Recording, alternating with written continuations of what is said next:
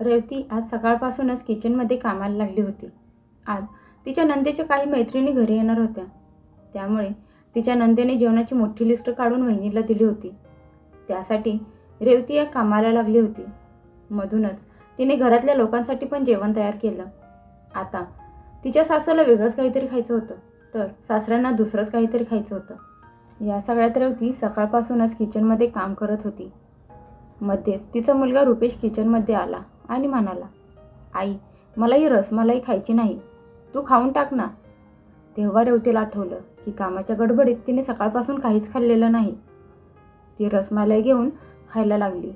तेवढ्यात तिची नणंद काहीतरी घेण्यासाठी किचनमध्ये आली आणि वहिनीला बघून म्हणाली, काय गं वहिनी, दिवसभर नुसती खातच असतेस, बघावं तेव्हा तुझं तोंड सारखंच चालू असतं, त्यामुळे तर तुझं एवढं वजन वाढलं आहे. रेवतीच्या मनाला हा टोमणा चांगलाच लागला. तिच्या डोळ्यात पाणी आलं, पण तिने तिच्या डोळ्यातल्या पाण्याला थांबवलं. रेवतीच्या लग्नाला 7 वर्ष झाली होती. तिच्या नवऱ्याचं तिच्यावर खूप प्रेम होतं आणि सासरे पण तिला खूप प्रेम इज्जत देत असायचे. पण सासू आणि नणंद मात्र हात धुवून तिच्या मागे लागलेल्या असायच्या. सुरुवातीच्या काळात तिचं वजन अगदी व्यवस्थित होतं, पण लग्नानंतर काही दिवसातच तिचं वजन वाढायला लागलं.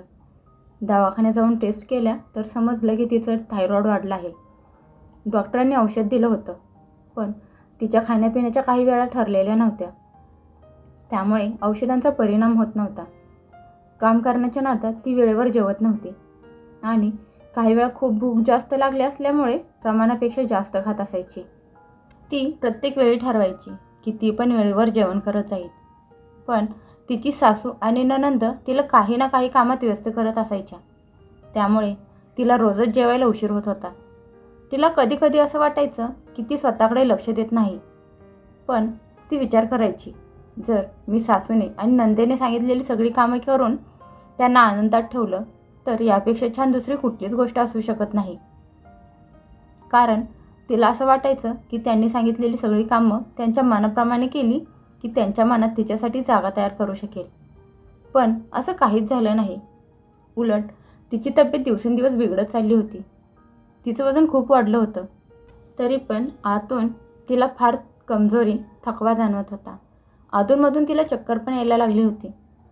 पण घरात कोणीच तिच्याकडे लक्ष देणार नव्हतं. तिचा नवरा ऑफिसमध्ये दिवसभर व्यस्त असायचा. तो वेळ मिळाला तर तिला समजावून सांगत असायचा की स्वतःकडे पण लक्ष द्यायला सुरुवात कर. पण रेवतीला स्वतःसाठी कधीच वेळ मिळत नव्हता. तिची सासू आणि नणंद फक्त तिच्याकडून घरातली कामं करून घेत असत आणि तिच्या वाढत्या वजनामुळे तिला टोमणे मारत असत. बस एवढंच काम होतं त्या दोघींचं. तिला असं गप्प गप्प बसलेलं बघून तिची नणंद म्हणाली, काय झालं वहिनी, कुठल्या विचारात बुडाली आहेस, जरा पटपट हात चालव. रेवतीने पटापट जेवण बनवायला सुरुवात केली. सगळं काम आवरता आवरता संध्याकाळ झाली. रेवतीचं जेवण जसंच्या तसं पडलं होतं. संध्याकाळी ती जेवणाचं ताट घेऊन जेवायला बसलीच होती. तेवढ्यात तिच्या नंदेने बघितलं आणि तिला टोमणा मारत म्हणाली, वहिनी, दिवसभर तर तुझं तोंड सारखंच चालू असतं, फुग्यासारखी नुसती फुगत चालली आहेस तू, बघ नाहीतर एक दिवस फुटून जाशील. रेवती सकाळपासून उपाशी होती आणि आत्ता कुठे 2 घास तिच्या पोटात गेले होते आणि तेवढ्यात नंदेने टोमणे मारायला सुरुवात केली. मग ती पण नंदेला खणखणीत उत्तर देत म्हणाली, ताई, तुम्ही माझ्या वाढत्या वजनाचा विचार करायचा सोडून द्या, मी स्वतःचा विचार करू शकते. आणि तसंही माझं हे वजन खाऊन खाऊन वाढलेलं नाही, तर थायरॉईडमुळे वाढलेलं आहे. बहुतेक चूक माझीच आहे, मी माझ्यावर जास्त लक्ष देऊ शकले नाही. मी उठल्यापासून तुमच्या सगळ्यांची कामं करायला लागले आहे. मला दिवसभर जेवण करायला वेळसुद्धा मिळाला नाही. तुम्ही लोक तर पोटभर जेवण करून आराम करून उठलात पण, आणि मी सकाळपासून उपाशीच आहे. आत्ता कुठे जेवायला बसली तर तुम्ही मला ऐकवायला सुरुवात केलीत.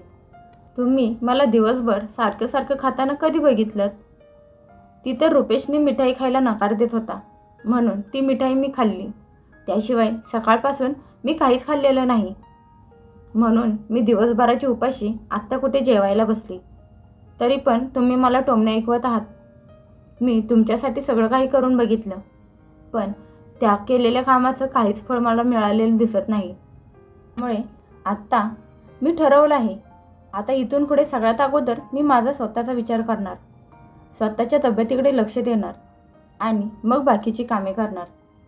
आता मी माझ्या खोलीत जेवायला जात आहे. मला सुखाने जेवायचं आहे. मला डिस्टर्ब करायला कोणीही येणार नाही, कारण जेवताना माझा मूड खराब केलेला मला अजिबात आवडत नाही. असं म्हणत रेवती तिचं जेवणाचं ताट उचलून तिच्या खोलीत निघून गेली. तिची नणंद एकटक तिच्याकडे बघतच राहिली. रेवतीला आज खूप वाईट वाटलं होतं. ती सकाळपासून पटापट सगळी कामं करत होती. त्या सगळ्या गडबडीत ती जेवायचं पण विसरून गेली होती. पण उलट तिलाच खूप काही ऐकवलं जात होतं की दिवसभर ती नुसतीच चरत असते. म्हणून खोलीत आल्या तिच्या डोळ्यातून पाणी यायला लागलं. ती विचार करायला लागली की असं अवेळी जेवण्यामुळे तिची तब्येत जास्त बिघडत चालली आहे. अशा लोकांसाठी स्वतःची तब्येत खराब करून घेण्याचा काय फायदा, ज्या लोकांना मी केलेल्या कुठल्याच कामाची काहीच किंमत नाही. तिने स्वतःचे डोळे पुसले, पाण्याचा घोट घेतला आणि उरलेलं जेवण केलं. मग औषध खाल्लं. तिने मनातल्या मनात निश्चय केला की उद्यापासून ती स्वतःच्या तब्येतीची काळजी घ्यायला सुरुवात करणार. सगळ्यात अगोदर स्वतःच्या गरजा पूर्ण करणार आणि त्यानंतरच मग बाकीच्यांच्या फरमाईश पूर्ण करणार. जेवण झाल्यावर तिने रात्रीचं जेवण बनवलं. आता रात्रीचं जेवण ती खाऊ शकत नव्हती, कारण काही वेळापूर्वीच तिने जेवण केलं होतं. त्यामुळे तिला जास्त भूक नव्हती. तिने रात्री फक्त एक ग्लास दूध घेतलं. सकाळी सकाळी जेव्हा तिच्या सासूने फ्रीजमधून दूध बाहेर काढलं आणि पातेल्यात दूध कमी दिसलं, तेव्हा म्हणायला लागल्या, सुनबाई, तू काय दूध पण चोरून प्यायला लागली की काय? दूध एवढं कमी कसं काय? रेवती स्पष्ट शब्दात म्हणाली, सासूबाई, मी दूध प्यायले आहे, पण चोरून नाही पिले. हे घर माझं पण आहे. हे किचन माझं आहे. मला काही पण खावंसं वाटलं तर मी हक्काने खाऊ शकते. कुणाची परवानगी घेण्याची मला काहीच गरज नाही. त्यात चोरी करण्याचा काहीच संबंध नाही. आणि हो, आजपासून मी अर्धा लिटर दूध जास्त द्यायला सांगितलं आहे, कारण मी दूध पिले की घरात दूध कमी पडतं. सुनेचं बोलणं ऐकून सासू म्हणाली, अगं, माझ्या लेकाची कमाई अशीच फालतूमध्ये का उडवायला लागली आहेस? तुझ्यासाठी कुठलंही दूध येणार नाही. रेवती रागात म्हणाली, घरातली सगळी कामं पण मीच करते आणि खाण्यापिण्यात समझोता पण मीच करू का? आता असं अजिबात होणार नाही सासूबाई. आजपासून मी पण सकस आहार घ्यायला सुरुवात करणार आहे आणि वेळेवर जेवण पण करणार आहे. आता बघतेच मला कोण अडवतंय ते. जेव्हा दूधवाला दूध घेऊन आला तेव्हा तिने अर्धा लिटर दूध जास्त द्यायला सांगितलं. तिची सासू तर जळून राख झाली. ती दूधवाल्यांसमोर काही बोलू शकली नाही, कारण त्यांना चांगलंच माहीत होतं की दूधवाला संपूर्ण परिसरात सगळं काही पसरवेल. त्यामुळे त्याच्यासमोर त्या गप्प बसल्या. पण तो गेल्यावर मात्र त्या सुनेवर तुटून पडल्या आणि म्हणाल्या, मी नको म्हणाले असताना पण तुझे दूध जास्त घेण्याची हिंमत कशी झाली? बघत नाहीस का तुझं वजन किती वाढलं आहे ते? अजून जास्त खाल्लंस तर फुटून जाशील. रेवती म्हणाली, सासूबाई, भलेही माझं वजन खूप वाढलं आहे, पण मला पोषक आहाराची खूप गरज आहे. तुम्ही लोकांनी माझं वाढलेलं वजन बघून हळूहळू माझं खाणंपिणं कमी करायला सुरुवात केलीत. मला वेळेवर जेवायला सुद्धा देत नाही तुम्ही लोक.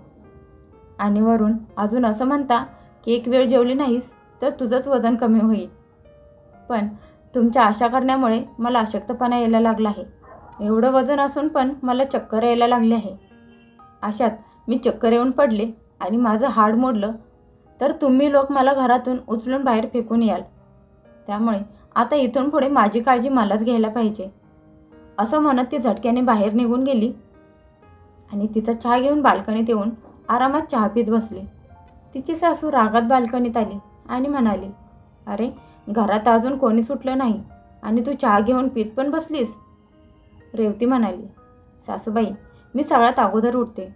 बाकीचे उशिरा उठतात. मग सगळे उठायच्या अगोदर मी चहा का पिऊ शकत नाही? तिची सासू अजून काही बोलणार तेवढ्यात रेवतीचा नवरा त्याच्या खोलीतून बाहेर आला. मुलाच्या समोर सुनेला अजून काही बोलून मुलाच्या समोर त्यांना वाईट बनायचं नव्हतं, त्यामुळे त्या गप्प बसल्या. रेवतीने चहा पिल्यानंतर सगळ्यांसाठी चहा आणि नाश्ता तयार केला आणि आज ती सगळ्यांसोबत नाश्ता करायला बसली. तिची सासू म्हणाली, सुनबाई जा आणि सगळ्यांचे कपडे धुवून वाळत घाल. रेवती म्हणाली, मी अगोदर नाश्ता करणार आणि त्यानंतरच घरातील बाकीची कामे करणार. असं म्हणत ती आरामात नाश्ता करायला लागली. आज तिच्या सासूला तिला हे बोलायची हिंमत होत नव्हती की थोड्या वेळानं खाल्लेस तर तुझं वजन अजून थोडं कमी होईल. नाश्ता करून झाल्यावर तिने घरातली 2-3 महत्त्वाची कामं आटपली. दुपारच्या जेवणाची तयारी केली आणि मग पर्स उचलली आणि बाहेर कुठेतरी जायला निघाली. जाता जाता ती तिच्या सासूला म्हणाली, सासूबाई बाहेर मला थोडंसं काम आहे, मी थोड्या वेळाने परत येईल. तिची सासू विचारता विचारता राहिली की कुठे निघाली आहेस, कारण त्यांना हे चांगलंच माहीत होतं की आज तिला विचारलं तर उलटच उत्तर मिळणार आहे. त्यामुळे त्या गप्प बसल्या. 1-1.5 तासाने रेवती परत घरी आली. येताना ती फळे आणि भाजीपाला घेऊन आली. दुपारच्या जेवणाच्या अगोदर तिने फळं कापून घेतली आणि खाण्यासाठी बसली. तिची सासू म्हणायला लागली, सुनबाई तू हे काय करत आहेस? रेवती म्हणाली, सासूबाई तुम्ही रोज मला माझ्या वाढत्या वजनावरून ऐकवत असताना, त्यामुळे आज मी माझा डाएट चार्ट बनवून घेऊन आले आहे. आजपासून मी त्यानुसार जेवणार आहे. तिची नणंद रागात म्हणाली, वहिनी तू हे काही नवीन नवीन नखरे चालू केले आहेत. आपल्या घरात बाकीचे लोक जे खात आहेत तू पण तेच खात जा. रेवती तिला उत्तर देत म्हणाली, जेव्हा मी तेच सगळं खात होती तेव्हा तुम्ही लोक मला टोमणे मारत होता की एवढं खाल्लं तर अजून जाड होशील. त्यामुळे आता मी माझं वजन कमी करण्याचा निश्चय केला आहे. आणि हो, उद्या सकाळी मी योगा क्लासला पण जाणार आहे.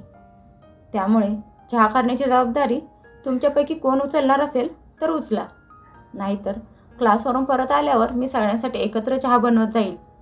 सुनीचं बदलत चाललेलं रूप बघून सासू आणि नणंद जळून राग झाल्या. पण एवढे दिवस गप्प बसलेली रेवती आज स्वतःसाठी बोलायला शिकायला लागली होती. ती कुणाचा अपमान करत नव्हती, उलट स्वतःसाठी आवाज उचलायला शिकली होती. आणि स्वतःची काळजी घेणं काही चुकीचं नसतं ना. पण या गोष्टीसाठी रेवतीला खूप टोमणे ऐकायला लागले. पण टोमणे तर ती तेव्हा पण ऐकत होती जेव्हा सासूच्या आणि नंदेच्या मनाप्रमाणे त्यांच्या बोलण्यानुसार मान खाली घालून सगळं ऐकत होती. पण तेव्हामध्ये आणि आत्तामध्ये फरक एवढाच आहे की ती आता स्वतःसाठी जगायला लागली आहे. 3 महिन्यात तिने तिचं 4 ते 5 किलो वजन कमी केलं होतं. त्याबरोबर संतुलित आहार खायला सुरुवात केली होती. त्यामुळे तिच्या चेहऱ्यावरची चमक वाढली होती आणि थायरॉईड पण कंट्रोलमध्ये आलं होतं. रेवती स्वतःसाठी जगायला शिकली होती. खूप साऱ्या महिला आणि पुरुष असे असतात जे स्वतःच्या कुटुंबाची आनंदाची काळजी घेता घेता स्वतःच्या आनंदाचा सुखाचा विचार करायचा विसरून जातात.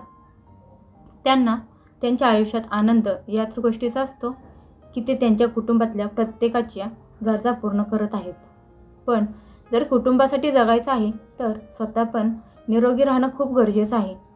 आता तुम्ही सांगा, तुम्ही तुमच्या आरोग्याची, तुमच्या खाण्यापिण्याची, तब्येतीची काळजी घेता का नाही?